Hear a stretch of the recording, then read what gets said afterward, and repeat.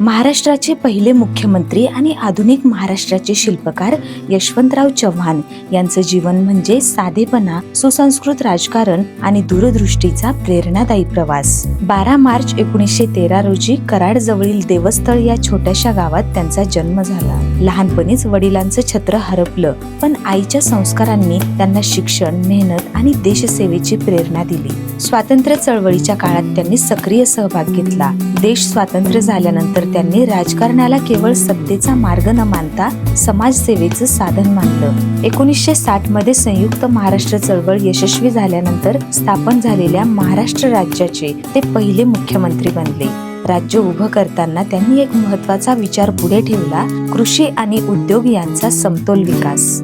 त्यांनी सहकार चळवळीला चालना दिली, शेतकऱ्यांना बळ दिलं आणि औद्योगिक प्रगतीसाठी दूरदृष्टीने निर्णय घेतले।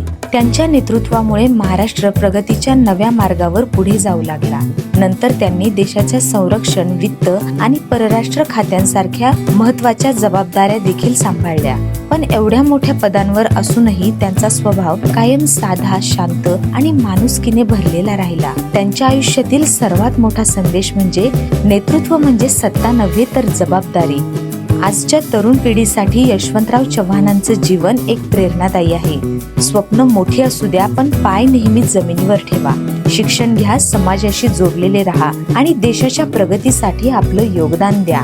कारण खरं नेतृत्व पदामुळे निर्माण होत नाही, ते विचार, मूल्य आणि समाजासाठी केलेल्या कार्यातून घडतं। म्हणूनच यशवंतराव चव्हाण हे केवळ राजकारणी नव्हते, तर आधुनिक महाराष्ट्र घडवणारे दूरदर्शी नेतृत्व होते। यशवंतराव चव्हाण यांना जयंतीनिमित्त विनम्र अभिवादन। व्हिडिओ पाहिल्याबद्दल धन्यवाद। असेच माहितीपर व्हिडिओ पाहण्यासाठी खेड टाइम्सला सबस्क्राईब करा आणि इंस्टाग्राम व फेसबुक प्लॅटफॉर्मवर फॉलो करायला विसरू नका। धन्यवाद।